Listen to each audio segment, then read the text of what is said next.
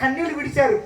తెల్లవారు నా పాస్టర్ గారు లేపిన పాస్టర్ పేరు నన్ను తీసుకుపోయి కొంచెం రంపచోటవరం బస్ స్టాండ్లో వదిలిపెట్టని ఆ పాస్టర్ గారు చెప్పిన.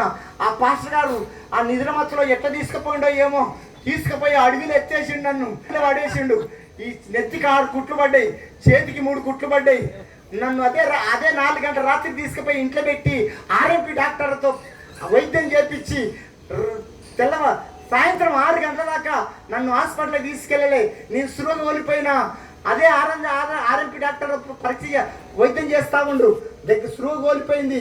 ఎవరో రాజమండ్రికి ఫోన్ చేస్తే ప్రసాద్ పాస్టర్ ఎప్పుడు మీటింగ్లకు వెళ్తా ఆయన కారు మీద తీసుకుపోయి గవర్నమెంట్ ప్రైవేట్ హాస్పిటల్లో చేరిక చేస్తే 4-5 గ్లూకోజ్లు ఎక్కిన కదా నాకు స్పృహ వచ్చింది. స్పృహ వస్తే మావిడికి ఫోన్ చేసిన, నాకు ఇట్లా దెబ్బ తగిలింది, నేను హాస్పిటల్లో ఉన్నా, నన్ను ఇద్దరు నడిపించకపోతుండ్రు, నేను స్పృహ కోల్పోయినా అంటే హాస్పిటల్ నుంచి మరి హైదరాబాద్ నుంచి మరి అన్న విజయ్ అన్న కార్ తీసుకొని రాజమండ్రికి వచ్చి రాజమండ్రి నుంచి హైదరాబాద్ తీసుకొచ్చి హైదరాబాద్లో ప్రైవేట్ హాస్పిటల్లో 4 రోజులు ఉన్నా 1,20,000 అయినాయండి. 1,20,000 అయినాయి. వాళ్ళు దోసుకోండ్రు, మామూలు దోసుకోలేదండి. నేను ఆ రోజే చచ్చిపోయాని. దేవుడు మళ్ళా నన్ను బతికించిందంటే దేవునికి నాతో పని ఉందా లేదా? అక్క అన్న అనుకున్నావంటే దేవునికి నీతో పని ఉంది. కరోనా టైంలో ఉన్నాడు వచ్చిండు, లేనాడు వచ్చిండు. అకాలపు కాయలు రాలినట్టుగా, ఆకులు రాలినట్టుగా, పిచ్చలు రాలినట్టుగా రాలిపోయిండ్రు. అక్క ఇంకా నువ్వు బతికున్నావంటే దేవునితో నీతో పని ఉంది కాబట్టి నువ్వు సజీవ లెక్కలో ఉంచినావు. ఉంది కాబట్టి నన్ను దేవుడు మళ్ళా బతికించిండు. ఇప్పటికి 3 సార్లు చచ్చిపోయాడు. నేను 3 సార్లు పానగండం నుంచి నన్ను తప్పించి ఎందుకు? నీ బిడ్డ మారకపోతే నీ బిడ్డను రక్షణ నడిపించాలని, నీ అత్త మారకపోతే నీ అత్తను రక్షణ నడిపించాలని, నీ మామ మారకపోతే నీ మామ రక్షణ నడిపించాలని, నీ భర్త మారకపోతే నీ భర్త రక్షణ నడిపించాలని, నీ వంశం మారకపోతే, నీ రక్త సంబంధులు మారకపోతే నీ రక్త సంబంధుల కోసం ఉపవాసం ఉండి ప్రార్థన చేయాలని, నా రక్త సంబంధుల కోసం నా రక్త సంబంధులు మారాలని, నా వంశం మారాలని 21 రోజు ఉపవాసం చేసిన. నేను 21 రోజు ఉపవాసం చేసిన. నువ్వెన్ని రోజులు ఉపవాసం చేసినావు? 21 రోజు ఉపవాసం చేసిన. కొంతమంది రక్షణలకు వస్తా ఉండ్రు. నా రక్త సంబంధం ఏమో రక్తం ఉండాలి, నేనేం పరలోకంలో ఉంటావు, నరకంలో ఉంటాడు, నువ్వేం పరలోకంలో ఉంటావా? ఎంత అన్యాయం! పరలోకంలో ఉంటావు, నీ భర్త నరకంలో ఉండాలా, నువ్వేం పరలోకంలో ఉంటావు, నీ బిడ్డ నరకంలో ఉండాలా?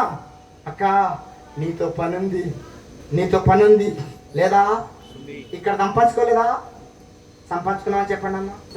నేను గుంజుకోపోనమ్మా. ఇక్కడ సంపాదించుకున్నావా లేదా చెప్పండి. కొంచెం బొగ్గురేయండి. థ్యాంక్ యూ తల్లి. ఈ మందకి ఏమైంది? మాకు మంద నోరు తిప్పుతలేదు. ఇక్కడ సంపాదించుకున్నావా లేదా? కీ ఉందా లేదా? ఓ ఫ్రిడ్జ్ ఉందా లేదా? ఓ మంచం ఉందా లేదా? ఓ బెడ్ ఉందా లేదా? కిరాయిదో సొంతమై ఓ బైక్ ఉందా లేదా? చెవుకో ముక్క బంగారం ఉందా లేదా? బ్యాంకులు ఇంత బ్యాలెన్స్ ఉంది. మరి ఇక్కడ అన్ని ఉన్నాయి. టీవీ ఉంది, ఫ్రిడ్జ్ ఉంది, ఉండటానికి ఇల్లు ఉంది, బ్యాంకులో బ్యాలెన్స్ ఉంది, చెవులకి ఇంత బంగారం ఉంది, బ్యాంకులో బ్యాలెన్స్ ఉంది. పరలోక బ్యాంకులో ఏమైనా ఉందా? ఈ ఒడ్డుకు వేసుకున్నావు, ఆ ఒడ్డుకి ఏమన్నా ఉందా? ఏ ఒడ్డుకు? అంత మొత్తం ఎప్పుడు ఈ ఒడ్డుకి వేసుకోవాలి, మొత్తం అన్నింటిలో వేసుకోవాలి. దానిలా గారు ఏ ఒడ్డుకి వేసుకుంటుండు? ఈ మీటింగ్లు పెట్టి ఏ ఒడ్డుకి వేసుకుంటుండు? ఏ ఒడ్డుకి వేసుకుంటుండు? ఏ బ్యాంకులో వేసుకోవాలి మనం? పరలోక బ్యాంకులో. ఒక ఆత్మ మందిరాన్ని నడిపిస్తే 1 కోటి రూపాయలు అకౌంట్ వేసుకుంటావు. ఒక ఆత్మను మందిరాన్ని నడిపిస్తే 1 వజ్రం నీ కిరీటానికి పదకబడుతుంది. ఏమి కష్టపడ్డా మనం ఆత్మల కొరకై అరిగిపోవాలి, కరిగిపోవాలి. ఈ ఒడ్డుకేసుకుంటున్నావే, ఇక్కడ సంపాదించుకుంటున్నావే, పరలోక బ్యాంకులు ఏమైనా ఉందా? పరలోకంలో ఏమన్నా? ఇక్కడ ఇల్లు ఉండడం తప్పు కాదు, ఫ్రిడ్జ్ ఉండడం తప్పు కాదు, టీవీ ఉండడం తప్పు కాదు, బంగారం ఉండడం తప్పు కాదు, బ్యాంకులో బ్యాలెన్స్ ఉండడం తప్పు కాదు.